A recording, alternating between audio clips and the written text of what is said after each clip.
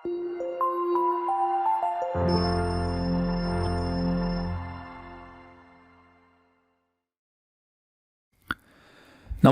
ಸ್ನೇಹಿತರೆ, ಅಮೋಘ ವರ್ಷ ಕೋಚಿಂಗ್ ಸೆಂಟರ್ ಯೂಟ್ಯೂಬ್ ಚಾನಲ್ಗೆ ನಿಮಗೆಲ್ಲ ಸ್ವಾಗತ. ಇವತ್ತಿನ ಪ್ರಮುಖವಾದಂತಹ ಕರೆಂಟ್ ಅಫೇರ್ಸ್ ಟಾಪಿಕ್ಗಳನ್ನು ಡಿಸ್ಕಸ್ ಮಾಡೋಣ. ಡಿಸ್ಕಷನ್ ಸ್ಟಾರ್ಟ್ ಮಾಡೋದಕ್ಕಿಂತ ಮುಂಚೆ ಕಳೆದ ಸೆಷನ್ನಲ್ಲಿ ಕೇಳಲಾದಂತಹ ಪ್ರಶ್ನೆಯ ಸರಿಯಾದ ಉತ್ತರವನ್ನು ತಿಳಿದುಕೊಳ್ಳೋಣ.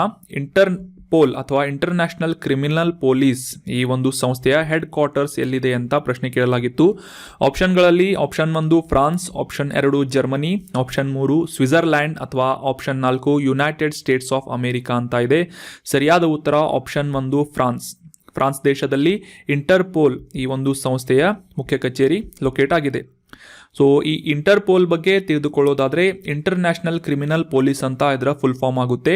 ಈ ಒಂದು ಸಂಸ್ಥೆಯ ಮುಖ್ಯ ಉದ್ದೇಶ ಏನು ಅಂತಂದರೆ ಅಂತಾರಾಷ್ಟ್ರೀಯ ಮಟ್ಟದಲ್ಲಿ ಯಾವುದೇ ದೇಶದ ಗಡಿಯಾಚೆಗಿನ ಭಯೋತ್ಪಾದನೆಯನ್ನು, ಕಳ್ಳ ಸಾಗಾಣಿಕೆ ಮತ್ತು ಇತರ ಅಪರಾಧಗಳ ವಿರುದ್ಧ ಅಂತಾರಾಷ್ಟ್ರೀಯ ಪೊಲೀಸ್ ಸಹಕಾರವನ್ನು ಒದಗಿಸುವಂತಹ ಸಂಸ್ಥೆ ಇಂಟರ್ಪೋಲ್ ಆಗಿದೆ. ಸೊ ಭಾರತದಲ್ಲಿ ಇಂಟರ್ಪೋಲ್ ಸಂಸ್ಥೆಯನ್ನು ಪ್ರತಿನಿಧಿಸುವಂತಹ ಭಾರತೀಯ ಸಂಸ್ಥೆ ಯಾವುದು ಅಂತಂದರೆ ಸೆಂಟ್ರಲ್ ಬ್ಯೂರೋ ಆಫ್ ಇನ್ವೆಸ್ಟಿಗೇಷನ್ ಅಥವಾ CBI. ಇದು ಭಾರತದಲ್ಲಿ ಈ ಇಂಟರ್ಪೋಲ್ ಅನ್ನು ಪ್ರತಿನಿಧಿಸುವಂತಹ ಅಥವಾ ರಿಪ್ರೆಸೆಂಟ್ ಮಾಡುವಂತಹ ಸಂಸ್ಥೆಯಾಗಿದೆ. ಇನ್ನು ಇದರ ಹೆಡ್ ಕ್ವಾರ್ಟರ್ ಅಥವಾ ಮುಖ್ಯ ಕಚೇರಿಯ ಬಗ್ಗೆ ತಿಳಿದುಕೊಳ್ಳೋದಾದರೆ ಫ್ರಾನ್ಸ್ ದೇಶದ ಲಿಯಾನ್ ಅನ್ನುವ ಒಂದು ನಗರದಲ್ಲಿ ಈ ಇಂಟರ್ಪೋಲ್ನ ಮುಖ್ಯ ಕಚೇರಿ ಲೊಕೇಟ್ ಆಗಿದೆ. ಇದನ್ನು ಸ್ಥಾಪನೆ ಮಾಡಿದಂತಹ ವರ್ಷ ಯಾವುದು ಅಂತಂದರೆ 1923 ಆಗಿದೆ. ಈ ಸ್ಲೈಡ್ನಲ್ಲಿ ಫ್ರಾನ್ಸ್ ದೇಶದ ನಕಾಶೆಯನ್ನು ಮತ್ತು ಈ ಇಂಟರ್ಪೋಲ್ನ ಮುಖ್ಯ ಕಚೇರಿ ಇರುವಂತಹ ಲಿಯಾನ್ ಅನ್ನು ಲೊಕೇಟ್ ಮಾಡಲಾಗಿದ್ದು, ಫ್ರಾನ್ಸ್ ದೇಶದ ಒಂದು ಮ್ಯಾಪಿಂಗ್ ಡೀಟೇಲನ್ನು ಈ ಒಂದು ಆರ್ಟಿಕಲ್ನಲ್ಲಿ ಡಿಸ್ಕಸ್ ಮಾಡೋಣ.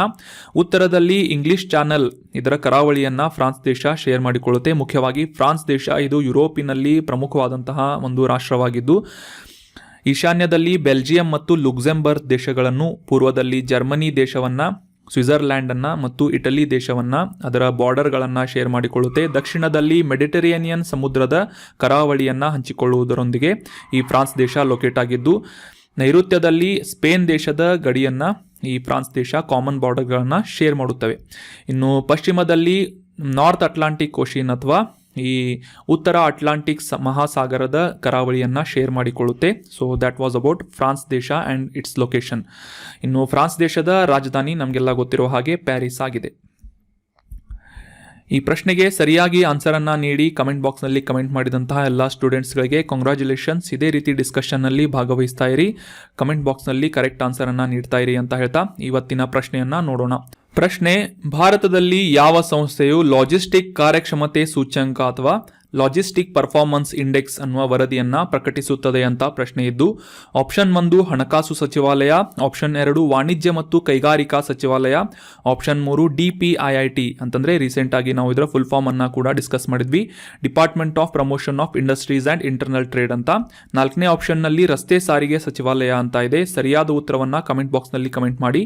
ಲಾಜಿಸ್ಟಿಕ್ ಕಾರ್ಯಕ್ಷಮತೆ ಸೂಚ್ಯಂಕವನ್ನು ಭಾರತದಲ್ಲಿ ಪ್ರಕಟಿಸುವಂತಹ, ಪಬ್ಲಿಷ್ ಮಾಡುವಂತಹ ಸಂಸ್ಥೆ ಅಥವಾ ಸಚಿವಾಲಯ ಯಾವುದು ಅಂತ ಕಮೆಂಟ್ ಬಾಕ್ಸ್ನಲ್ಲಿ ಕಮೆಂಟ್ ಮಾಡಿ. ಮುಂದಿನ ಸೆಷನ್ನಲ್ಲಿ ಕರೆಕ್ಟ್ ಆನ್ಸರನ್ನು ತಿಳಿದುಕೊಳ್ಳೋಣ. ಅಮೋಘ ವರ್ಷ ಕೋಚಿಂಗ್ ಸೆಂಟರ್ನಲ್ಲಿ ಹೊಸ KAS, PSI, ಗ್ರೂಪ್ C ಮತ್ತು PC ಆಫ್ಲೈನ್ ಬ್ಯಾಚಸ್ಗಳು ಪ್ರಾರಂಭವಾಗ್ತಾ ಇವೆ. ಇಂಟ್ರೆಸ್ಟ್ ಇರುವಂತಹ ಅಭ್ಯರ್ಥಿಗಳು ವಿಜಯನಗರದಲ್ಲಿರುವಂತಹ ಬ್ರಾಂಚ್ಗೆ ಭೇಟಿ ನೀಡುವುದರ ಮೂಲಕ ಅಡ್ಮಿಷನ್ ಮಾಡ್ಕೋಬಹುದಾಗಿದೆ. ನಿಮ್ಮ ಯಾವುದೇ ಕ್ವೇರೀಸ್ಗಳಿದ್ದರೆ ಕಮೆಂಟ್ ಬಾಕ್ಸ್ನಲ್ಲಿ ಕಮೆಂಟ್ ಮಾಡಿ ಅಥವಾ ಈ ಕೆಳಗಿನ ಕಾಂಟ್ಯಾಕ್ಟ್ ನಂಬರನ್ನು ಸಂಪರ್ಕಿಸುವುದರ ಮೂಲಕ ಕ್ವೇರೀಸ್ಗಳನ್ನು ಕ್ಲಿಯರ್ ಮಾಡಿಕೊಂಡು ಅಡ್ಮಿಷನ್ ಮಾಡ್ಕೋಬಹುದಾಗಿದೆ. ನಮ್ಮ ಯೂಟ್ಯೂಬ್ ಚಾನಲ್ಗೆ ಹೊಸದಾಗಿ ಭೇಟಿ ನೀಡ್ತಾ ಇದ್ದರೆ ಸಬ್ಸ್ಕ್ರೈಬ್ ಮಾಡಿ, ಬೆಲ್ ಐಕಾನನ್ನು ಕ್ಲಿಕ್ ಮಾಡಿ. ಈ ಕಂಟೆಂಟ್ ನಿಮ್ಮ ಪ್ರಿಪ್ರೇಷನ್ಗೆ ಹೆಲ್ಪ್ ಮಾಡ್ತಾ ಇದೆ ಅಂತ ಅನಿಸಿದರೆ ಕಂಟೆಂಟನ್ನು ಶೇರ್ ಮಾಡಿ ಮತ್ತು ನಿಮ್ಮ ಯಾವುದೇ ಕ್ವೇರೀಸ್ಗಳು, ಸಜೆಷನ್ಗಳಿದ್ರೆ ಕಮೆಂಟ್ ಬಾಕ್ಸ್ನಲ್ಲಿ ಕಮೆಂಟ್ ಮಾಡಿ ಅಂತ ಹೇಳ್ತಾ ಇವತ್ತಿನ ಡಿಸ್ಕಷನನ್ನು ಪ್ರಾರಂಭ ಮಾಡೋಣ. ಇನ್ನು ಇವತ್ತಿನ ಆರ್ಟಿಕಲನ್ನು ಡಿಸ್ಕಸ್ ಮಾಡೋದಾದರೆ, ಮೊದಲನೇ ಆರ್ಟಿಕಲ್ನಲ್ಲಿ ಸಿ ವಿಜಿಲ್ ಅನ್ನುವ ಒಂದು ಯುದ್ಧ ವ್ಯಾಯಾಮವನ್ನು ನಡೆಸಲಾಗ್ತಾ ಇದೆ.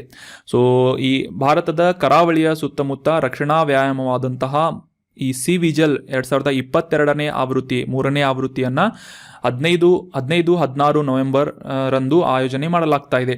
ಮುಖ್ಯವಾಗಿ ಈ 2008ರಲ್ಲಿ ನಡೆದಂತಹ 26 ನವೆಂಬರ್ನಂದು ನಡೆದಂತಹ ಈ ಟೆರರ್ ಅಟ್ಯಾಕನ್ನು ಗಮನದಲ್ಲಿಟ್ಕೊಂಡು ಆ ರೀತಿಯಾದಂತಹ ಒಂದು ಸಂದರ್ಭಗಳು ಬರದೇ ಇರಲಿ ಅಂತ ಈ ಸಿ ವಿಜಿಲ್ ಅನ್ನುವ ಒಂದು ಯುದ್ಧ ವ್ಯಾಯಾಮವನ್ನು ನಮ್ಮ ಭಾರತದ ಕೋಸ್ಟಲ್ ಗಾರ್ಡ್ಸ್ಗಳಿಂದ ಮತ್ತು ಇತರ ಸಂಸ್ಥೆಗಳಿಂದ ಇನ್ಕ್ಲೂಡ್ ಮಾಡಿಕೊಂಡು ಈ ಒಂದು ಯುದ್ಧ ವ್ಯಾಯಾಮವನ್ನು ನಮ್ಮ ಭಾರತದ ಕರಾವಳಿಯ ಸುತ್ತ ನಡೆಸಲಾಗುತ್ತದೆ. ಸೊ ಈ ಕಡಲ ಭದ್ರತೆಯನ್ನು ಹೆಚ್ಚಿಸುವಂತಹ ನಿಟ್ಟಿನಲ್ಲಿ ಸ್ಥಾಪಿಸಲಾದಂತಹ ಈ ಸಿ ವಿಜಿಲ್ ಅನ್ನುವ ಒಂದು ಯುದ್ಧ ವ್ಯಾಯಾಮ ಮುಖ್ಯವಾಗಿ ಈ ರಾಷ್ಟ್ರೀಯ ಮಟ್ಟದ ಕರಾವಳಿ ರಕ್ಷಣಾ ವ್ಯಾಯಾಮವನ್ನು 2018ರಲ್ಲಿ ಪರಿಕಲ್ಪನೆ ಮಾಡಿಕೊಂಡು ಸ್ಥಾಪನೆ ಮಾಡಲಾಯಿತು. ಸೊ ಅಂದಿನಿಂದ ಈ ಒಂದು ಯುದ್ಧ ವ್ಯಾಯಾಮವನ್ನು ಭಾರತದ ಕರಾವಳಿಯ ಭದ್ರತಾ ಉಪಕರಣವನ್ನು ಸಕ್ರಿಯಗೊಳಿಸುವ ಉದ್ದೇಶದಿಂದ ಮತ್ತು ಕರಾವಳಿಯ ರಕ್ಷಣಾ ಕಾರ್ಯವಿಧಾನವನ್ನು ನಿರೂಪಿಸುವಂತಹ ಅಥವಾ ನಿರ್ಣಯ ಮಾಡುವಂತಹ ಒಂದು ಉದ್ದೇಶವನ್ನು ಇಟ್ಕೊಂಡು ಸಿ ವಿಜಿಲ್ ಅನ್ನುವ 2022ರ 3ನೇ ಆವೃತ್ತಿಯ ಈ ಯುದ್ಧ ವ್ಯಾಯಾಮವನ್ನು ಮಾಡಲಾಗ್ತಾ ಇದೆ. ಸೊ ಈ ವ್ಯಾಯಾಮವನ್ನು ಮುಖ್ಯವಾಗಿ ಭಾರತದ ಕರಾವಳಿ ಅಂತಂದರೆ 7,516 ಕಿಲೋಮೀಟರ್ಗಳಷ್ಟು ಭಾರತ ತನ್ನ ಕರಾವಳಿಯನ್ನು ವಿಸ್ತರಿಸುತ್ತೆ. ಸೊ ಈ ಒಂದು ಪ್ರದೇಶಗಳಲ್ಲಿ ಭಾರತದ ಈ ವಿಶೇಷ ಆರ್ಥಿಕ ವಲಯ ಅಥವಾ ಸ್ಪೆಷಲ್ ಎಕನಾಮಿಕ್ ಝೋನ್ಗಳಲ್ಲೂ ಕೂಡ ಈ ಸಿ ವಿಜಿಲ್ ಅನ್ನುವ ಒಂದು ಯುದ್ಧ ವ್ಯಾಯಾಮವನ್ನು ಕೈಗೊಳ್ಳಲಾಗುತ್ತೆ. ಮುಖ್ಯವಾಗಿ ಇದರ ಪಾಲುದಾರರನ್ನು ನೋಡೋದಾದರೆ ಮೀನುಗಾರಿಕೆ ಮತ್ತು ಕರಾವಳಿ ಸಮುದಾಯಗಳನ್ನು ಸೇರಿಸಿಕೊಂಡು ಅವರನ್ನು ಇನ್ಕ್ಲೂಡ್ ಮಾಡಿಕೊಳ್ಳೋದಷ್ಟೇ ಅಲ್ಲದೆ ಈ ಕಡಲ ಮೀಡಿಯೇಟರ್ಗಳನ್ನು ಅಂದರೆ ಈ ಸಮುದ್ರ ಮಾರ್ಗದಲ್ಲಿ ಕೆಲಸ ಮಾಡುವಂತಹ ಈ ಮೀಡಿಯೇಟರ್ಗಳನ್ನು ಕೂಡ ಇನ್ಕ್ಲೂಡ್ ಮಾಡಿಕೊಳ್ಳುತ್ತಾ ಈ ಭಾರತದಾದ್ಯಂತ ಕರಾವಳಿಯನ್ನು ಹೊಂದಿರುವಂತಹ ರಾಜ್ಯಗಳು ಮತ್ತು ಕೇಂದ್ರಾಡಳಿತ ಪ್ರದೇಶಗಳನ್ನು ಇನ್ಕ್ಲೂಡ್ ಮಾಡುವುದರೊಂದಿಗೆ ಈ ಸಿ ವಿಜಿಲ್ ಅನ್ನುವ ಯುದ್ಧ ವ್ಯಾಯಾಮವನ್ನು ಮಾಡಲಾಗುತ್ತೆ. ಸೊ ಆಗಲೇ ಡಿಸ್ಕಸ್ ಮಾಡಿದ ಹಾಗೆ ಈ ಒಂದು ಸಮರಾಭ್ಯಾಸವನ್ನು ಭಾರತೀಯ ನೌಕಾಪಡೆ, ಕೋಸ್ಟ್ ಗಾರ್ಡ್ಗಳು ಮತ್ತು ಇತರ ಸಚಿವಾಲಯಗಳ ಒಂದು ಸಹಯೋಗದಲ್ಲಿ ನಡೆಸಲಾಗುತ್ತೆ. 2022ರ 3ನೇ ಆವೃತ್ತಿಯನ್ನು ಈಗ ನಡೆಸಲಾಗ್ತಾ ಇದೆ, ನವೆಂಬರ್ 15 ಮತ್ತು 16ನೇ ತಾರೀಕಿನಂದು. So that was about C vigil. ನಮ್ಮ ಮುಂದಿನ article global offshore wind alliance GOWA ಅನ್ನುವ ಒಂದು ಮೈತ್ರಿಯ ಬಗ್ಗೆ ಇದೆ. ರೀಸೆಂಟಾಗಿ ಯುನೈಟೆಡ್ ನೇಷನ್ನಿಂದ ಕಾನ್ಫರೆನ್ಸ್ ಆಫ್ ಪಾರ್ಟಿ ಹವಾಮಾನದ ಒಂದು ಬದಲಾವಣೆಯ ಕುರಿತಾದಂತಹ ಒಂದು ಶೃಂಗಸಭೆಯನ್ನು ಏರ್ಪಡಿಸಲಾಗಿತ್ತು. ಇದನ್ನು 27ನೇ ಆವೃತ್ತಿಯ ಕಾನ್ಫರೆನ್ಸ್ ಆಫ್ ಪಾರ್ಟಿ ಅಂತ ಕರೆಯಲಾಗುತ್ತೆ. ಯುನೈಟೆಡ್ ನೇಷನ್ನಿಂದ ಅಂದರೆ ವಿಶ್ವಸಂಸ್ಥೆಯಿಂದ ಇದರ ಆಯೋಜನೆಯನ್ನು ಮಾಡಲಾಗಿದೆ. Britain, Germany, United States, Japan ಸೇರಿದಂತೆ 9 ದೊಡ್ಡ ರಾಷ್ಟ್ರಗಳ ಒಂದು ಕಾನ್ಫರೆನ್ಸನ್ನು ಅಥವಾ ಶೃಂಗಸಭೆಯನ್ನು ಏರ್ಪಡಿಸಲಾಗಿತ್ತು ಯುನೈಟೆಡ್ ನೇಷನ್ನಿಂದ.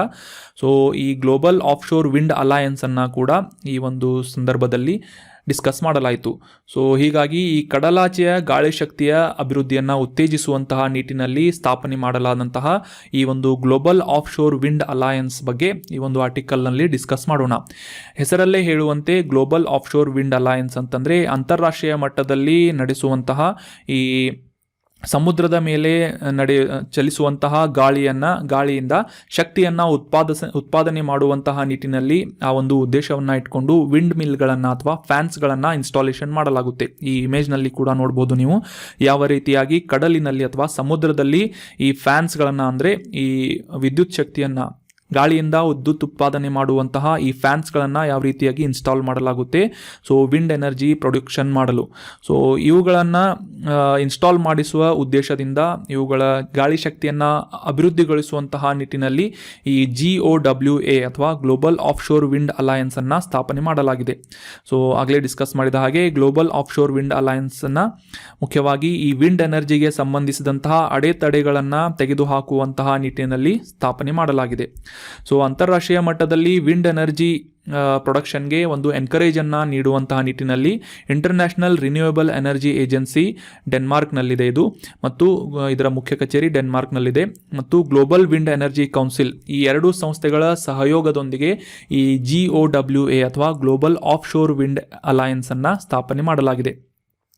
ಸೊ ಇದರ ಉದ್ದೇಶವನ್ನು ಆಗಲೇ ಡಿಸ್ಕಸ್ ಮಾಡಿದ ಹಾಗೆ ಕಡಲಾಚೆಯ ಗಾಳಿಯ ಉದ್ಯಮವನ್ನು ಸಕ್ರಿಯಗೊಳಿಸುವಂತಹ ಮತ್ತು ಎನ್ಕರೇಜ್ ಮಾಡುವಂತಹ ನಿಟ್ಟಿನಲ್ಲಿ ಈ ಸಾಕಷ್ಟು ರೀತಿಯಾದಂತಹ ಸಂಸ್ಥೆಗಳ ಒಂದು ಮೈತ್ರಿಯನ್ನು ಗ್ಲೋಬಲ್ ಆಫ್ಶೋರ್ ವಿಂಡ್ ಅಲಯನ್ಸ್ ಅಂತ ಕರೆಯಲಾಗುತ್ತೆ. 2050ರ ವೇಳೆಗೆ 2000 ಗೀಗಾವ್ಯಾಟ್ಗಳಷ್ಟು ಈ ಗಾಳಿಯಿಂದ ಶಕ್ತಿಯನ್ನು ಉತ್ಪಾದನೆ ಮಾಡಬೇಕು ಅಂತ ಒಂದು ನಿರೀಕ್ಷೆಯನ್ನು ಇಂಟರ್ನ್ಯಾಷನಲ್ ರಿನ್ಯೂಯಬಲ್ ಎನರ್ಜಿ ಏಜೆನ್ಸಿ ಅಥವಾ IRENA ಅನ್ನುವ ಸಂಸ್ಥೆ ಮತ್ತು ಇಂಟರ್ನ್ಯಾಷನಲ್ ಎನರ್ಜಿ ಏಜೆನ್ಸಿಗಳಿಂದ ಒಂದು ನಿರೀಕ್ಷೆಯನ್ನು ಅಥವಾ ಒಂದು ಗುರಿಯನ್ನು ಇಟ್ಟುಕೊಳ್ಳಲಾಗಿದೆ. ಅದೇ ರೀತಿಯಾಗಿ ಜಾಗತಿಕ ತಾಪಮಾನದಲ್ಲಿನ ಏರಿಕೆಯನ್ನು 1.5 ಡಿಗ್ರಿ ಸೆಲ್ಸಿಯಸ್ನಷ್ಟು ಮಿತಿಯನ್ನು ಹೊಂದಬೇಕು ಮತ್ತು ನಿವ್ವಳ ಶೂನ್ಯವನ್ನು ಅಂತಂದರೆ ನೆಟ್ ಝೀರೋ ಕಾರ್ಬನ್ ಎಮಿಷನನ್ನು ಸಾಧಿಸುವಂತಹ ಗುರಿಯನ್ನು ಇಟ್ಕೊಂಡು ಆ ಒಂದು ನಿಟ್ಟಿನಲ್ಲಿ ಈ ಗಾಳಿಯಿಂದ ವಿದ್ಯುತ್ ಉತ್ಪಾದನೆಯ ಒಂದು ಕೆಪಾಸಿಟಿಯನ್ನು ಇನ್ಕ್ರೀಸ್ ಮಾಡುವ ನಿಟ್ಟಿನಲ್ಲಿ 2050 ವೇಳೆಗೆ 2000 ಗೀಗಾವ್ಯಾಟ್ಗಳಷ್ಟು ವಿಂಡ್ ಎನರ್ಜಿಯನ್ನು ಪ್ರೊಡ್ಯೂಸ್ ಮಾಡುವಂತಹ ಒಂದು ಗುರಿಯನ್ನು ಈ ಎರಡು ಸಂಸ್ಥೆಗಳಿಂದ ಇಟ್ಟುಕೊಳ್ಳಲಾಗಿದೆ. ಸೊ ಅದೇ ರೀತಿಯಾಗಿ ಆ ಒಂದು ಮಾರ್ಗದಲ್ಲಿ ಈಗ ಒಂದು ಶಾರ್ಟ್ ಟರ್ಮ್ ಗೋಲ್ ಅಂತಂದರೆ 2030 ವೇಳೆಗೆ ಸುಮಾರು 380 ಗೀಗಾವ್ಯಾಟ್ಗಳಷ್ಟು ವಿಂಡ್ ಎನರ್ಜಿ ಪ್ರೊಡ್ಯೂಸ್ ಮಾಡುವಂತಹ ಕೆಪಾಸಿಟಿಯನ್ನು ಸ್ಥಾಪನೆ ಮಾಡುವಂತಹ ನಿಟ್ಟಿನಲ್ಲಿ ಈ ಗ್ಲೋಬಲ್ ಆಫ್ಶೋರ್ ವಿಂಡ್ ಅಲಯನ್ಸ್ ಅನ್ನುವ ಮೈತ್ರಿಯನ್ನು ಸ್ಥಾಪನೆ ಮಾಡಲಾಗಿದೆ. ಇನ್ನು ಮುಂದಿನ ಆರ್ಟಿಕಲ್ ಕರಾವಳಿ ಮತ್ತು ಪರಿಸರ ಸ್ನೇಹಿಯಾದಂತಹ ಸಸ್ಯವಾದಂತಹ ಮ್ಯಾಂಗ್ರೋವ್ ಬಗ್ಗೆ ಈ ಒಂದು ಆರ್ಟಿಕಲ್ನಲ್ಲಿ ಡಿಸ್ಕಸ್ ಮಾಡೋಣ. ಮೊದಲಿಗೆ ಕಾಂಟೆಕ್ಸ್ಟ್ನ ಅರ್ಥ ಮಾಡ್ಕೊಳ್ಳೋದಾದರೆ, ಈಜಿಪ್ಟ್ನಲ್ಲಿ ಕಾನ್ಫರೆನ್ಸ್ ಆಫ್ ಪಾರ್ಟಿ COP27 ಆವೃತ್ತಿಯ ಶೃಂಗಸಭೆಯನ್ನು ಏರ್ಪಡಿಸಲಾಗಿತ್ತು. ಅದೇ ಒಂದು ಸಂದರ್ಭದಲ್ಲಿ ಇಂಡೋನೇಷ್ಯಾ ಮತ್ತು ಯುನೈಟೆಡ್ ಅರಬ್ ಎಮಿರೇಟ್ಸ್ ಈ ಎರಡು ರಾಷ್ಟ್ರಗಳ ನೇತೃತ್ವದಲ್ಲಿ ಮ್ಯಾಂಗ್ರೋವ್ ಕಾಡುಗಳ ಸಂರಕ್ಷಣೆಯನ್ನು ಮತ್ತು ಮರುಸ್ಥಾಪನೆಯನ್ನು ಉತ್ತೇಜಿಸುವಂತಹ ನಿಟ್ಟಿನಲ್ಲಿ ಮತ್ತು ವೇಗಗೊಳಿಸುವಂತಹ ಉದ್ದೇಶವನ್ನು ಇಟ್ಕೊಂಡು ಮ್ಯಾಂಗ್ರೋವ್ ಅಲಯನ್ಸ್ ಫಾರ್ ಕ್ಲೈಮೇಟ್ ಅಥವಾ MAC ಅನ್ನುವ ಒಂದು ಮೈತ್ರಿಯನ್ನು ಸ್ಥಾಪನೆ ಮಾಡುವುದಾಗಿ ಘೋಷಣೆ ಮಾಡಲಾಗಿದೆ. ಈಗ ಮ್ಯಾಂಗ್ರೋವ್ ಅಲಯನ್ಸ್ ಫಾರ್ ಕ್ಲೈಮೇಟ್ ಬಗ್ಗೆ ತಿಳ್ಕೊಳ್ಳೋದಾದರೆ, ಮುಖ್ಯವಾಗಿ ಈ ಹವಾಮಾನದ ಬದಲಾವಣೆಗೆ ಸಂಬಂಧಿಸಿದಂತಹ ಪ್ರಕೃತಿ ಆಧಾರಿತವಾದಂತಹ ಒಂದು ಪರಿಹಾರಗಳನ್ನು ರೂಪಿಸುವಂತಹ ನಿಟ್ಟಿನಲ್ಲಿ ಈ ಮ್ಯಾಂಗ್ರೋವ್ ಕಾಡುಗಳು ಸಾಕಷ್ಟು ಕಾಂಟ್ರಿಬ್ಯೂಷನನ್ನು ಮಾಡುತ್ತೆ. ಸೊ ಹೀಗಾಗಿ ಮ್ಯಾಂಗ್ರೋವ್ ಕಾಡುಗಳನ್ನು ರಕ್ಷಣೆ ಮಾಡುವ ಒಂದು ಜಾಗೃತಿಯನ್ನು ಮೂಡಿಸುವಂತಹ ನಿಟ್ಟಿನಲ್ಲಿ ಈ ಇಂಡೋನೇಷ್ಯಾ ಮತ್ತು ಯುನೈಟೆಡ್ ಅರಬ್ ಎಮಿರೇಟ್ಸ್ ರಾಷ್ಟ್ರಗಳು ಈ ಒಂದು ಮ್ಯಾಂಗ್ರೋವ್ ಅಲಯನ್ಸ್ ಫಾರ್ ಕ್ಲೈಮೇಟನ್ನು ಸ್ಥಾಪನೆ ಮಾಡ್ತಾ ಇವೆ. ನವೆಂಬರ್ 15 ಮತ್ತು 16ರಂದು ನಡೆದಂತಹ 2022 ಈ G20 ಶೃಂಗಸಭೆಯ ಒಂದು ಬಾಲಿಯಲ್ಲಿ ನಡೀತಾ ಇದೆ. ಸೊ ಇದರ ಇಂಡೋನೇಷ್ಯಾದ ಅಧ್ಯಕ್ಷತೆಯಲ್ಲಿ ನಡೀತಿರುವ ಈ ಒಂದು ಶೃಂಗಸಭೆಯಲ್ಲಿ ಈ ಮ್ಯಾಂಗ್ರೋವ್ ಅಲಯನ್ಸ್ ಫಾರ್ ಕ್ಲೈಮೇಟ್ ಕುರಿತಾದಂತಹ ಚರ್ಚೆಗಳನ್ನು ನಡೆಸುವಂತಹ ಒಂದು ಉದ್ದೇಶವನ್ನು ಮಾಡಿಕೊಳ್ಳಲಾಗಿದೆ. ಅಷ್ಟೇ ಅಲ್ಲದೆ ಮ್ಯಾಂಗ್ರೋವ್ ರೀತಿಯಾದಂತಹ ಒಂದು ಸಸ್ಯಗಳು, ಮುಖ್ಯವಾಗಿ ಈ ಪೊದೆ ಸಸ್ಯಗಳಾದಂತಹ ಮ್ಯಾಂಗ್ರೋವ್ಗಳು ಯಾವ ರೀತಿಯಾಗಿ ಪರಿಸರಕ್ಕೆ ತಮ್ಮ ಒಂದು ಕಾಂಟ್ರಿಬ್ಯೂಷನ್ನ ನೀಡುತ್ತವೆ ಅಂತ ನಾವು ಈಗ ಡೀಟೇಲ್ ಆಗಿ ಡಿಸ್ಕಸ್ ಮಾಡೋಣ. ಮ್ಯಾಂಗ್ರೋವ್ ಎಕೋಸಿಸ್ಟಮ್ಗಳನ್ನು ಸಂರಕ್ಷಣೆ ಮಾಡುವುದರಿಂದ, ಮರುಸ್ಥಾಪನೆ ಮಾಡುವುದರಿಂದ ಹವಾಮಾನ ಬದಲಾವಣೆಯ ಕುರಿತಾದಂತಹ ಸಮಸ್ಯೆಗಳನ್ನು ಪರಿಹರಿಸುವಲ್ಲಿ, ಆ ಒಂದು ಸಮಸ್ಯೆಗಳನ್ನು ತಗ್ಗಿಸುವಲ್ಲಿ ಸಾಕಷ್ಟು ರೀತಿಯಾಗಿ ಸಹಾಯಕಾರಿಯಾಗಿ ಈ ಮ್ಯಾಂಗ್ರೋವ್ಗಳು ಪ್ರೂವ್ ಮಾಡ್ತಾ ಇವೆ. ಅಷ್ಟೇ ಅಲ್ಲದೆ ಈ ಒಂದು ಪರಿಸರ ಬದಲಾವಣೆ ಅಂದರೆ ಹವಾಮಾನ ಬದಲಾವಣೆಗೆ ಹೊಂದಾಣಿಕೆಯ ಒಂದು ಪರಿಸರವನ್ನು ಸೃಷ್ಟಿಸುವಂತಹ ನಿಟ್ಟಿನಲ್ಲಿ ಕೂಡ ಮ್ಯಾಂಗ್ರೋವ್ಗಳು ಸಾಕಷ್ಟು ರೀತಿಯಾಗಿ ಕೆಲಸವನ್ನು ಅಥವಾ ಕಾಂಟ್ರಿಬ್ಯೂಷನನ್ನು ನೀಡ್ತಾ ಇವೆ. ಸೊ ಹೀಗಾಗಿ ಮ್ಯಾಂಗ್ರೋವ್ಗಳ ಬಗ್ಗೆ ಈ ಒಂದು ಆರ್ಟಿಕಲ್ನಲ್ಲಿ ಡಿಸ್ಕಸ್ ಮಾಡ್ತೀವಿ ಅಂತ ಹೇಳಿದ್ನಿ. ಸೊ ಮ್ಯಾಂಗ್ರೋವ್ಗಳು ಏನು ಅಂತಂದರೆ, ಇವು ಒಂದು ರೀತಿಯಾದಂತಹ ಆಗಲೇ ಹೇಳಿದ ಹಾಗೆ ಕರಾವಳಿಯ ಪರಿಸರ ಸ್ನೇಹಿಯಾದಂತಹ ಸಸ್ಯಗಳಾಗಿವೆ. ಇವು ಒಂದು ರೀತಿಯಾದಂತಹ ಪೊದೆ ಸಸ್ಯಗಳಾಗಿದ್ದು ಸಣ್ಣ ಮರವಾಗಿ ಬೆಳೆಯುವಂತಹ ಮ್ಯಾಂಗ್ರೋವ್ಗಳನ್ನು ಮುಖ್ಯವಾಗಿ ಕರಾವಳಿಯ ಉದ್ದಕ್ಕೂ ಬೆಳೆಯುವಂತಹ ನಾವು ಪರಿಸರದಲ್ಲಿ ನಾವು ಕಾಣಬಹುದಾಗಿದೆ. ಮುಖ್ಯವಾಗಿ ಸಾಕಷ್ಟು ಎಕ್ಸ್ಟ್ರೀಮ್ ಕಂಡೀಷನ್ಗಳಲ್ಲೂ ಕೂಡ ವಾಸಿಸುವಂತಹ ಈ ಒಂದು ಸಸ್ಯಗಳು ಉಪ್ಪು ಕೆಸರುಗಳಲ್ಲಿ ಬೇರುಗಳನ್ನು ಹೊಂದಿರುತ್ತವೆ. ಅಷ್ಟೇ ಅಲ್ಲದೆ ಈ ಒಂದು ನೀರಿನಿಂದ ಮೇಲೆ ಬಂದು ಇವುಗಳ ಬೇರುಗಳನ್ನು ನಾವು ಕಾಣಬಹುದಾಗಿದೆ. ಮುಖ್ಯವಾಗಿ ವೆಟ್ಲ್ಯಾಂಡ್ಸ್ಗಳಲ್ಲಿ ಅಥವಾ ಜೌಗು ಪ್ರದೇಶಗಳಲ್ಲೂ ಕೂಡ ಈ ಮ್ಯಾಂಗ್ರೋವ್ಗಳು ಬೆಳೆಯುವುದನ್ನು ನಾವು ಕಾಣಬಹುದಾಗಿದೆ. ಆಗಲೇ ತಿಳಿಸಿದ ಹಾಗೆ ವಿಪರೀತ ಹವಾಮಾನದ ಪರಿಸ್ಥಿತಿಯಲ್ಲಿ ಅಂದರೆ ಈ ಎಕ್ಸ್ಟ್ರೀಮ್ ಕಂಡೀಷನ್ಗಳಲ್ಲಿ ಉಪ್ಪು ನೀರಿನಲ್ಲಿ ಕೂಡ ಬೆಳೆಯುವಂತಹ ಸಾಮರ್ಥ್ಯವನ್ನು ಈ ಮ್ಯಾಂಗ್ರೋವ್ಗಳು ಹೊಂದಿದ್ದು ಕಡಿಮೆ ಆಮ್ಲಜನಕದ ಬಳಕೆಯನ್ನು ಮಾಡಿಕೊಂಡು ಬೆಳೆಯುವಂತಹ ಸಸ್ಯಗಳಾಗಿ ಮ್ಯಾಂಗ್ರೋವ್ಗಳು ಈ ಒಂದು ಕರಾವಳಿ ಪ್ರದೇಶಗಳಲ್ಲಿ ನಾವು ಕಾಣಬಹುದಾಗಿದೆ. ಈ ಉಷ್ಣವಲಯದ ಉಪೋಷ್ಣವಲಯದಂತಹ ಅಕ್ಷಾಂಶಗಳಲ್ಲಿ ಹೆಚ್ಚಾಗಿ ಕಂಡುಬರುವಂತಹ ಮ್ಯಾಂಗ್ರೋವ್ ಸಸ್ಯಗಳು ಘನೀಕರಿಸುವಂತಹ ತಾಪಮಾನದಲ್ಲಿ ಬದುಕಲು ಸಾಧ್ಯವಿಲ್ಲದಂತಹ ಕೆಲವೊಂದಿಷ್ಟು ಗುಣಲಕ್ಷಣಗಳನ್ನು ಹೊಂದಿವೆ. ಸೊ ಹೀಗಾಗಿ ಭಾರತದಲ್ಲಿ ಸಾಕಷ್ಟು ರೀತಿಯಾದಂತಹ ಪ್ರದೇಶಗಳಲ್ಲಿ, ಅತಿ ಹೆಚ್ಚಾದಂತಹ ಪ್ರದೇಶಗಳಲ್ಲಿ ನಾವು ಈ ಮ್ಯಾಂಗ್ರೋವ್ ಸಸ್ಯಗಳನ್ನು ಕಾಣಬಹುದಾಗಿದೆ. ಕರಾವಳಿ ಪ್ರದೇಶಗಳಲ್ಲಿ ಭಾರತದಲ್ಲಿ ದಕ್ಷಿಣ ಏಷ್ಯಾದ ಒಟ್ಟು ಮ್ಯಾಂಗ್ರೋವ್ ಹೊದಿಕೆಯ ಅರ್ಧದಷ್ಟು ಭಾಗವನ್ನು ನಾವು ಕಾಣಬಹುದಾಗಿದೆ. 2021 ಅರಣ್ಯ ಸಮೀಕ್ಷೆ ವರದಿಯ ಪ್ರಕಾರ ಭಾರತದಲ್ಲಿ 4992 ಚದರ ಕಿಲೋಮೀಟರ್ಗಳಷ್ಟು ಮ್ಯಾಂಗ್ರೋವ್ಗಳನ್ನು ನಾವು ಕಾಣಬಹುದಾಗಿದ್ದು ಒಟ್ಟು ಭೌಗೋಳಿಕ ಪ್ರದೇಶದ 0.5% ಮ್ಯಾಂಗ್ರೋವ್ ಕಾಡುಗಳನ್ನು ನಾವು ಭಾರತದಲ್ಲಿ ಕಾಣಬಹುದಾಗಿದೆ. ಸೊ ಇದು 2019 ಈ ಅರಣ್ಯ ಸಮೀಕ್ಷೆಯ ವರದಿಗೆ ಕಂಪೇರ್ ಮಾಡಿದಾಗ 17 ಚದರ ಕಿಲೋಮೀಟರ್ಗಳಷ್ಟು ಹೆಚ್ಚಾಗಿದೆ ಅಂತ ನಾವು ಈ ಒಂದು ವರದಿಗಳನ್ನು ಅಥವಾ ರಿಪೋರ್ಟ್ಗಳನ್ನು ಕಂಪ್ಯಾರಿಸನ್ ಮಾಡೋದರ ಮೂಲಕ ತಿಳಿದುಕೊಳ್ಳಬಹುದಾಗಿದೆ. ಸೊ ಎಕ್ಸಾಮ್ನಲ್ಲಿ ಏನಾದರೂ ಸ್ಟೇಟ್ಮೆಂಟ್ ರೂಪದಲ್ಲಿ ಪ್ರಶ್ನೆಗಳು ಏನಾದರೂ ಬಂದರೆ 2021 ಅರಣ್ಯ ಸಮೀಕ್ಷೆಯ ವರದಿಯ ಪ್ರಕಾರ ಮ್ಯಾಂಗ್ರೋವ್ ಕಾಡುಗಳು 17 ಚದರ ಕಿಲೋಮೀಟರ್ಗಳಷ್ಟು ಹೆಚ್ಚಾಗಿವೆ ಅಂತ ನಾವು ಕ್ಲಿಯರ್ ಆಗಿ ಅಂಡರ್ಸ್ಟ್ಯಾಂಡ್ ಮಾಡ್ಕೋಬೋದಾಗಿದೆ 2019 ಒಂದು ರಿಪೋರ್ಟ್ನಿಗೆ ಕಂಪೇರ್ ಮಾಡಿದರೆ. ಸೊ ಪಶ್ಚಿಮ ಬಂಗಾಳದಲ್ಲಿ ಮುಖ್ಯವಾಗಿ ಅತಿ ಹೆಚ್ಚಾದಂತಹ ಶೇಕಡಾವಾರು ಮ್ಯಾಂಗ್ರೋವ್ ಕವರ್ಗಳನ್ನು ನಾವು ಕಾಣಬಹುದಾಗಿದ್ದು, ಅದರಲ್ಲಿ ಪ್ರಮುಖವಾಗಿ ಸುಂದರ್ಬನ್ಸ್ ಪ್ರದೇಶಗಳಲ್ಲಿ ಈ ಮ್ಯಾಂಗ್ರೋವ್ ಕಾಡುಗಳು ಹೆಚ್ಚಾಗಿರುವುದನ್ನು ನಾವು ಕಾಣಬಹುದಾಗಿದೆ. ವಿಶ್ವದ ಅತಿ ದೊಡ್ಡ ಮ್ಯಾಂಗ್ರೋವ್ ಕಾಡು ಯಾವುದು ಅಂತಂದರೆ ಪಶ್ಚಿಮ ಬಂಗಾಳದಲ್ಲಿರುವಂತಹ ಸುಂದರ್ಬನ್ಸ್ ಕಾಡುಗಳಲ್ಲಿ ಅತಿ ಹೆಚ್ಚಾದಂತಹ ಮ್ಯಾಂಗ್ರೋವ್ ಸಸ್ಯಗಳನ್ನು ನಾವು ಕಾಣಬಹುದಾಗಿದೆ. ನಂತರದ ಸ್ಥಾನವನ್ನು ಭಾರತದಲ್ಲಿ ಗುಜರಾತ್, ಅಂಡಮಾನ್ ನಿಕೋಬಾರ್ ದ್ವೀಪಗಳು ಹೊಂದಿದ್ದು, ಇತರ ರಾಜ್ಯಗಳಲ್ಲಿ ಅಂತಂದರೆ ಮಹಾರಾಷ್ಟ್ರ, ಒಡಿಶಾ, ಆಂಧ್ರ ಪ್ರದೇಶ್, ತಮಿಳುನಾಡು, ಗೋವಾ, ಕೇರಳ ಈ ರೀತಿಯಾದಂತಹ ರಾಜ್ಯಗಳಲ್ಲಿ ಮ್ಯಾಂಗ್ರೋವ್ ಕವರ್ಗಳನ್ನು ನಾವು ಕಾಣಬಹುದಾಗಿದೆ. ಸೊ ಈ ಮ್ಯಾಂಗ್ರೋವ್ಗಳು ಯಾವ ರೀತಿಯಾಗಿ ಇರುತ್ತೆ ಅಂತ ಈ ಒಂದು ಇಮೇಜ್ ಮೂಲಕ ನೀವು ಅಂಡರ್ಸ್ಟ್ಯಾಂಡ್ ಮಾಡ್ಕೋಬಹುದಾಗಿದೆ. ಕರಾವಳಿಯಲ್ಲಿ ಅಂದರೆ ಉಪ್ಪು ನೀರಿನಲ್ಲಿ ಕೂಡ ಎಕ್ಸ್ಟ್ರೀಮ್ ಆದಂತಹ ಕಂಡೀಷನ್ನಲ್ಲಿ ಬೆಳೆಯಬಹುದಾದಂತಹ ಒಂದು ಸಾಮರ್ಥ್ಯವನ್ನು ಮ್ಯಾಂಗ್ರೋವ್ಗಳು ಹೊಂದಿವೆ. ಸೊ ಅಷ್ಟೇ ಅಲ್ಲದೆ ಈ ಯುನೆಸ್ಕೋದಿಂದ ಜುಲೈ 26 ಈ ಮ್ಯಾಂಗ್ರೋವ್ ಪರಿಸರ ವ್ಯವಸ್ಥೆಯನ್ನು ಅಂದರೆ ಮ್ಯಾಂಗ್ರೋವ್ ಎಕೋಸಿಸ್ಟಮ್ಗಳನ್ನು ಡೆವಲಪ್ ಮಾಡುವಂತಹ ಮತ್ತು ಸಂರಕ್ಷಣೆ ಮಾಡುವಂತಹ ಕುರಿತಾದಂತಹ ಜಾಗೃತಿಯನ್ನು ಅಂತಾರಾಷ್ಟ್ರೀಯ ಮಟ್ಟದಲ್ಲಿ ರೂಪಿಸುವಂತಹ ನಿಟ್ಟಿನಲ್ಲಿ ಈ international day for conservation of mangrove ecosystem, ಮ್ಯಾಂಗ್ರೋವ್ಗಳ ಸಂರಕ್ಷಣೆಯ ದಿನವನ್ನಾಗಿ ಪ್ರತಿ ವರ್ಷ ಜುಲೈ 26 ಅಂತಾರಾಷ್ಟ್ರೀಯ ದಿನವನ್ನಾಗಿ ಆಚರಣೆ ಮಾಡಲಾಗುತ್ತೆ. ಅಷ್ಟೇ ಅಲ್ಲದೆ ಈ ಮ್ಯಾಂಗ್ರೋವ್ಗಳ ಒಂದು ಕಾಂಟ್ರಿಬ್ಯೂಷನನ್ನು ಅಂಡರ್ಸ್ಟ್ಯಾಂಡ್ ಮಾಡ್ಕೋಬೇಕು ಅಂತಂದರೆ ಈ ಸುನಾಮಿ ಅಥವಾ ಈ ಏರುತ್ತಿರುವಂತಹ ಅಲೆಗಳಿಂದ ಕರಾವಳಿಯನ್ನು ರಕ್ಷಣೆ ಮಾಡುವಂತಹ ಕಾರ್ಯವನ್ನು ಈ ಮ್ಯಾಂಗ್ರೋವ್ ಸಸ್ಯಗಳು ಸಮರ್ಥವಾಗಿ ಮಾಡುತ್ತವೆ. ಅಷ್ಟೇ ಅಲ್ಲದೆ ಈ ಸುನಾಮಿಗಳು ಮತ್ತು ಸುಂಟರಗಾಳಿಗಳು ಅಥವಾ ಈ ಸೈಕ್ಲೋನ್ಗಳು ಬಂದಂತಹ ಸಮಯದಲ್ಲೂ ಕೂಡ ನೈಸರ್ಗಿಕ ತಡೆಗೋಡೆಗಳಾಗಿ ಮ್ಯಾಂಗ್ರೋವ್ ಕಾಡುಗಳು ಆ ಕರಾವಳಿಯನ್ನು ಮತ್ತು ಅಲ್ಲಿ ವಾಸಿಸುವಂತಹ ಜನರ ಆಸ್ತಿಪಾಸ್ತಿಗಳನ್ನು ಜನರ ಜೀವವನ್ನು ಕೂಡ ರಕ್ಷಿಸುವಂತಹ ಕೆಲಸವನ್ನು ಈ ಮ್ಯಾಂಗ್ರೋವ್ ಕಾಡುಗಳು ಮಾಡುತ್ತವೆ. ಪ್ರತಿ ವರ್ಷ ಒಂದು ಸ್ಟ್ಯಾಟಿಸ್ಟಿಕ್ಸ್ ಪ್ರಕಾರ ಮ್ಯಾಂಗ್ರೋವ್ ಕಾಡುಗಳಿಂದ 65 ಶತಕೋಟಿಗೂ ಹೆಚ್ಚಿನ ಜನರ ಆಸ್ತಿ ಹಾನಿಯನ್ನು ತಡೆಯುವಂತಹ ಒಂದು ಕೆಲಸವನ್ನು ಅಥವಾ ಪರಿಸರ ಸೇವೆಯನ್ನು ಈ ಮ್ಯಾಂಗ್ರೋವ್ ಕಾಡುಗಳು ಮಾಡುತ್ತವೆ. ಸೊ ಹೀಗಾಗಿ ಈ ಮ್ಯಾಂಗ್ರೋವ್ ಕಾಡುಗಳನ್ನು ರಕ್ಷಣೆ ಮಾಡುವುದು ಮತ್ತು ಅವುಗಳ ಹೆಚ್ಚಿಸುವಂತಹ ಕವರೇಜನ್ನು ಹೆಚ್ಚಿಸುವಂತಹ ನಿಟ್ಟಿನಲ್ಲಿ ಜಾಗೃತಿಯನ್ನು ಮೂಡಿಸುವಂತಹ ಒಂದು ಉದ್ದೇಶವನ್ನು ಇಟ್ಕೊಂಡು ಈ ಯುನೆಸ್ಕೋದಿಂದ July 26 international day for conservation of mangrove ecosystem, mangrove ಪರಿಸರ ವ್ಯವಸ್ಥೆಯ ದಿನವನ್ನಾಗಿ ಆಚರಿಸಲಾಗುತ್ತೆ.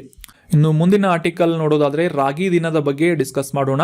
ಕಾಂಟೆಕ್ಸ್ಟನ್ನು ಮೊದಲಿಗೆ ಅರ್ಥ ಮಾಡ್ಕೊಳ್ಳೋದಾದರೆ ನವೆಂಬರ್ 10 ಒಡಿಶಾ ರಾಜ್ಯದಲ್ಲಿ ರಾಗಿ ದಿನವನ್ನಾಗಿ ಮೊದಲ ಬಾರಿಗೆ ಆಚರಣೆ ಮಾಡಲಾಯಿತು. ಮಾರ್ಗಶಿರ ಮಾಸದ 1ನೇ ಗುರುವಾರ, ಹಿಂದೂ ಕ್ಯಾಲೆಂಡರ್ ಪ್ರಕಾರ ಮಾರ್ಗಶಿರ ಮಾಸದ 1ನೇ ಗುರುವಾರದಂದು 10 ನವೆಂಬರ್ನಂದು ರಾಗಿ ದಿನವನ್ನಾಗಿ ಒಡಿಶಾ ರಾಜ್ಯದಲ್ಲಿ ಆಚರಣೆ ಮಾಡಲಾಯಿತು.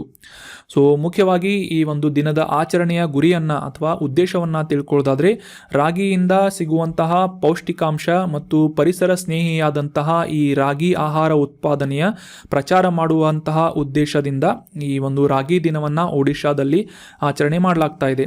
ಅಷ್ಟೇ ಅಲ್ಲದೆ ಅಂತಾರಾಷ್ಟ್ರೀಯ ಮಟ್ಟದಲ್ಲಿ ಯುನೈಟೆಡ್ ನೇಷನ್ನಿಂದ ವಿಶ್ವಸಂಸ್ಥೆಯಿಂದ 2023 ವರ್ಷವನ್ನು ಇಂಟರ್ನ್ಯಾಷನಲ್ ಮಿಲೆಟ್ ಇಯರ್ ಅಂತ ಕೂಡ ಘೋಷಣೆ ಮಾಡಲಾಗಿದೆ. ಅಂತಾರಾಷ್ಟ್ರೀಯ ರಾಗಿ ವರ್ಷ ಅಂತ 2023 ಆಚರಿಸಬೇಕು ಅಂತ ವಿಶ್ವಸಂಸ್ಥೆಯಿಂದ ನಿರ್ಧಾರ ಮಾಡಲಾಗಿದ್ದು, ಜಾಗತಿಕ ಉತ್ಪಾದನೆಯಲ್ಲಿ ಸುಮಾರು 41% ಪಾಲನ್ನು ಭಾರತದಲ್ಲಿ ರಾಗಿಯನ್ನು ಉತ್ಪಾದನೆ ಮಾಡಲಾಗುತ್ತೆ.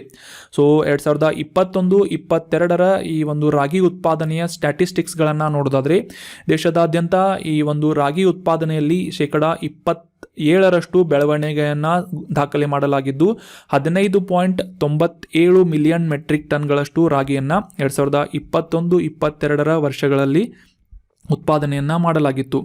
ಅಷ್ಟೇ ಅಲ್ಲದೆ ದೇಶದ ಅಗ್ರವಾದಂತಹ 5 ರಾಗಿ ಉತ್ಪಾದನೆ ಮಾಡುವಂತಹ ರಾಜ್ಯಗಳು ಯಾವುವು ಅಂತಂದರೆ ರಾಜಸ್ಥಾನ, ಮಹಾರಾಷ್ಟ್ರ, ಕರ್ನಾಟಕ, ಗುಜರಾತ್ ಮತ್ತು ಮಧ್ಯಪ್ರದೇಶ್. ಈ ಪ್ರಮುಖ 5 ರಾಜ್ಯಗಳಲ್ಲಿ ರಾಗಿಯನ್ನು ಹೆಚ್ಚಾಗಿ ಉತ್ಪಾದನೆ ಮಾಡಲಾಗುತ್ತೆ. ಅಷ್ಟೇ ಅಲ್ಲದೆ $9 ಶತಕೋಟಿ ಈ 2025 ವೇಳೆಗೆ $12 ಶತಕೋಟಿ US ರಾಗಿಯ ಒಂದು ಮಾರ್ಕೆಟನ್ನು ಹೆಚ್ಚು ಮಾಡುವಂತಹ ಒಂದು ಉದ್ದೇಶವನ್ನು ಗುರಿಯನ್ನು ಇಟ್ಟುಕೊಳ್ಳಲಾಗಿದೆ. So that was about ragi ದಿನ which is being celebrated first time in Odisha on 10th of November. ಅದೇ ರೀತಿಯಾಗಿ 2023ರ ವರ್ಷವನ್ನು ಅಂತಾರಾಷ್ಟ್ರೀಯ ರಾಗಿ ದಿನ ಅಂತ, ರಾಗಿ ವರ್ಷ ಅಂತ ಘೋಷಣೆ ಮಾಡಲಾಗಿದೆ ವಿಶ್ವಸಂಸ್ಥೆಯಿಂದ. ನೆನ್ಪಿಟ್ಕೊಳ್ಳಿ, ಇದು ವೆರಿ ಇಂಪಾರ್ಟೆಂಟ್. ಮತ್ತು ದೇಶದಲ್ಲಿ ಅತಿ ಹೆಚ್ಚು ರಾಗಿಯನ್ನು ಉತ್ಪಾದನೆ ಮಾಡುವಂತಹ ರಾಜ್ಯಗಳನ್ನು ಕೂಡ ನಾವು ಡಿಸ್ಕಸ್ ಮಾಡಿದ್ವಿ. ಇನ್ನು ಮುಂದಿನ ಆರ್ಟಿಕಲನ್ನು ನೋಡೋಣ. ಮುಂದಿನ ಆರ್ಟಿಕಲ್ ಜನಜಾತೀಯ ಗೌರವ್ ದಿವಸ್ ಅಂತ ಆರ್ಟಿಕಲ್ನ ಟೈಟಲ್ ಇದೆ. ಸೊ ಜನಜಾತೀಯ ಅಂತಂದರೆ ಬುಡಕಟ್ಟು ಜನಾಂಗದ ಗೌರವ ದಿನವನ್ನಾಗಿ ಆಚರಿಸಲಾಗ್ತಾ ಇದೆ ಅಂತ ನಾವು ಈ ಒಂದು ಆರ್ಟಿಕಲ್ನಲ್ಲಿ ಡೀಟೇಲ್ ಆಗಿ ಡಿಸ್ಕಸ್ ಮಾಡೋಣ. ಕಾಂಟೆಕ್ಸ್ಟನ್ನು ಅರ್ಥ ಮಾಡ್ಕೊಳ್ಳೋದಾದರೆ, ನವೆಂಬರ್ 15 ರಾಷ್ಟ್ರ ಮಟ್ಟದಲ್ಲಿ ಭಾರತ ಸರ್ಕಾರದಿಂದ ಜನಜಾತಿ ಗೌರವ್ ದಿವಸ್ ಅಥವಾ ಈ ಬುಡಕಟ್ಟು ಜನಾಂಗದ ಗೌರವ ದಿವಸವನ್ನಾಗಿ ಆಚರಣೆ ಮಾಡಬೇಕು ಅಂತ ನಿರ್ಧಾರ ಮಾಡಲಾಗಿದ್ದು, ಈ ಸ್ವತಂತ್ರ ಹೋರಾಟ ಸಂದರ್ಭದಲ್ಲಿ ಈ ಬುಡಕಟ್ಟು ಜನಾಂಗದ ಜನರಿಂದ ಮಾಡಲಾದಂತಹ ಒಂದು ತ್ಯಾಗದ ಒಂದು ಸ್ಮರಣಾರ್ಥವಾಗಿ ನವೆಂಬರ್ 15 ಜನಜಾತಿ ಗೌರವ ದಿವಸ್ ಅಥವಾ ಬುಡಕಟ್ಟು ಜನಾಂಗದ ಗೌರವ ದಿವಸವನ್ನಾಗಿ ಆಚರಣೆ ಮಾಡಲಾಗ್ತಾ ಇದೆ. ಈ ಬುಡಕಟ್ಟು ಜನಾಂಗಕ್ಕೆ ಸೇರಿದಂತಹ ವೀರ ಬುಡಕಟ್ಟು ಸ್ವತಂತ್ರ ಹೋರಾಟಗಾರರ ತ್ಯಾಗ ಮತ್ತು ಶೌರ್ಯದ ಒಂದು ಸ್ಮರಣೆಯನ್ನು ಮಾಡಿಸುವುದು ಅಷ್ಟೇ ಅಲ್ಲದೆ ಮುಂದಿನ ಬರುವಂತಹ ಪೀಳಿಗೆಗಳಿಗೆ ಈ ಒಂದು ತ್ಯಾಗ ಮತ್ತು ಶೌರ್ಯದ ಕುರಿತಾದಂತಹ ಅರಿವನ್ನು ಮೂಡಿಸುವಂತಹ ಉದ್ದೇಶವನ್ನು ಇಟ್ಕೊಂಡು ಭಾರತ ಸರ್ಕಾರದಿಂದ ಈ ಬುಡಕಟ್ಟು ಜನಾಂಗದ ಗೌರವ ದಿನವನ್ನಾಗಿ ಜನಜಾತಿ ಗೌರವ ದಿವಸನ್ನಾಗಿ ನವೆಂಬರ್ 15 ಆಚರಣೆ ಮಾಡಲಾಗ್ತಾ ಇದೆ. ಸ್ವತಂತ್ರ ಹೋರಾಟದಲ್ಲಿ ಭಾಗವಹಿಸಿದಂತಹ ಬುಡಕಟ್ಟು ಸಮುದಾಯಗಳಾದಂತಹ ಸಂತಾಲ್ಗಳಾಗಿರ್ಬೋದು, ತಾಮರ್ಗಳು, ಕೋಲ್ಗಳು, ಭೀಲ್, ಖಾಸಿ, ಮಿಜೋಸ್ಗಳು ಅಥವಾ ಮುಂಡಾಗಳು, ಈ ರೀತಿಯಾದಂತಹ ಪ್ರಮುಖ ಬುಡಕಟ್ಟು ಜನಾಂಗದವರು ಬ್ರಿಟಿಷರ ವಿರುದ್ಧ ಸ್ವತಂತ್ರ ಹೋರಾಟದಲ್ಲಿ ಪಾಲ್ಗೊಂಡಿದ್ರು. ಸೊ ಹೀಗಾಗಿ ನವೆಂಬರ್ 15 ಮುಖ್ಯವಾಗಿ ಮುಂಡಾ ಸಮುದಾಯಕ್ಕೆ ಸೇರಿದಂತಹ ಬಿರ್ಸಾ ಮುಂಡಾ ಅವರಿಗೆ ಅವರ ಜನ್ಮದಿನದಂದು ಅವರಿಗೆ ಬುಡಕಟ್ಟು ಜನಾಂಗಕ್ಕೆ ಒಂದು ಗೌರವವನ್ನು ಸೂಚಿಸುವಂತಹ ನಿಟ್ಟಿನಲ್ಲಿ ಈ ಒಂದು ದಿನವನ್ನು ಜನಜಾತಿ ಗೌರವ ದಿವಸವನ್ನು ಆಚರಿಸಲಾಗ್ತಾ ಇದೆ. ಬಿರ್ಸಾ ಮುಂಡಾ ಅವರನ್ನು ಬುಡಕಟ್ಟು ಸಮುದಾಯಗಳಿಂದ ಭಗವಾನ್ ಅಂತ ಪೂಜೆ ಮಾಡಲಾಗ್ತಾ ಇತ್ತು. ಸೊ ಹೀಗಾಗಿ ಬಿರ್ಸಾ ಮುಂಡಾ ಜನಾಂಗಕ್ಕೆ ಸೇರಿದಂತಹ ಬಿರ್ಸಾ ಮುಂಡಾ ಅವರನ್ನು ಪೂಜಿಸುವಂತಹ ನಿಟ್ಟಿನಲ್ಲಿ ಅಥವಾ ಈ ಒಂದು ಸಂಪೂರ್ಣವಾಗಿ ಬುಡಕಟ್ಟು ಜನಾಂಗಕ್ಕೆ ಗೌರವವನ್ನು ಸೂಚಿಸುವಂತಹ ನಿಟ್ಟಿನಲ್ಲಿ ಈ ಇಮೇಜ್ನಲ್ಲೂ ಕೂಡ ನೋಡ್ಬೋದು ಈ ಬಿರ್ಸಾ ಮುಂಡಾ ಅವರನ್ನು. ಸೊ ಈ ಒಂದು ದಿನವನ್ನು ಆಚರಿಸಲಾಗ್ತಾ ಇದೆ. ಬಿರ್ಸಾ ಮುಂಡಾ ಅವರು ಮುಖ್ಯವಾಗಿ ಬ್ರಿಟಿಷ್ ವಸಾಹತುಶಾಹಿ ವ್ಯವಸ್ಥೆಯ ವಿರುದ್ಧ, ಅವರ ಶೋಷಣೆಯ ವಿರುದ್ಧ, ವ್ಯವಸ್ಥೆಯ ವಿರುದ್ಧ ಕೆಚ್ಚೆದೆಯಿಂದ ಹೋರಾಟ ಮಾಡಿ ಈ ಸಮುದಾಯವನ್ನು ಅಂದರೆ ಬುಡಕಟ್ಟು ಸಮುದಾಯವನ್ನು ಈ ಸ್ವತಂತ್ರ ಹೋರಾಟದಲ್ಲಿ ಪಾಲ್ಗೊಳ್ಳುವಂತೆ ಮಾಡುವಂತಹ ಒಂದು ಉಲ್ಗುಲಾನ್ ಅನ್ನುವ ಕ್ರಾಂತಿಗೆ ಕರೆ ನೀಡಿದರು. ಸೊ ಹೀಗಾಗಿ ಇವರನ್ನು ಆ ಬುಡಕಟ್ಟು ಜನಾಂಗದವರಿಂದ ಭಗವಾನ್ ಅಂತ ಪೂಜೆ ಮಾಡಲಾಗ್ತಾ ಇತ್ತು. ಸೊ ಭಾರತ ಸರ್ಕಾರದಿಂದ ನವೆಂಬರ್ 15 ಈ ಒಂದು ದಿನವನ್ನು ಅಥವಾ ಬಿರ್ಸಾ ಮುಂಡಾ ಅವರ ಜನ್ಮದಿನವನ್ನು ಈ ಜನಜಾತಿಯ ಗೌರವ ದಿವಸ್ ಅಂತ ಆಚರಣೆ ಮಾಡಲಾಗ್ತಾ ಇದೆ.